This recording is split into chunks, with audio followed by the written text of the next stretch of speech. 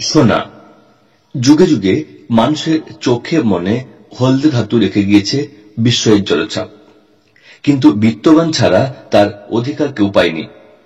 এদিকে মধ্যযুগ থেকেই অ্যালকেমিস্টরা স্বপ্ন দেখছেন সীসা থেকে সোনা তৈরির, কিন্তু যুগের পর যুগ পেরিয়েও সেই স্বপ্ন অধরায় থেকে গিয়েছে। অবশেষে সুইজারল্যান্ডের European Organization for Nuclear Research তথা CERN এর বিজ্ঞানীরা পেলেন ঐতিহাসিক সাফল্য।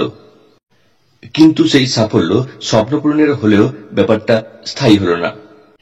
এই গ্রহের সবচেয়ে শক্তিশালী particle accelerator large hadron collider বা LHC ব্যবহার করেই CERN এর বিজ্ঞানীরা অসাধ্য সাধন করলেন। সীসার পরমাণুগুলিকে কোলাইডারের ভিতরে অত্যন্ত দ্রুত গতিতে একে অপরের সঙ্গে ধাক্কা খাইয়ে তার ভিতরের গঠন বদলে দেওয়া গিয়েছে। তা পরিণত হয়েছে সোনায়। কিন্তু ব্যাপারটা শুনতে যা মনে হচ্ছে ঠিক তা নয়, কেননা অত্যন্ত নগণ্য পরিমাণ সীসার ক্ষেত্রেই এই পরীক্ষা সফল হয়েছে এবং সে অবস্থায় স্থায়ী হয়েছে সেকেন্ডেরও ভগ্নাংশের সময়ের জন্য।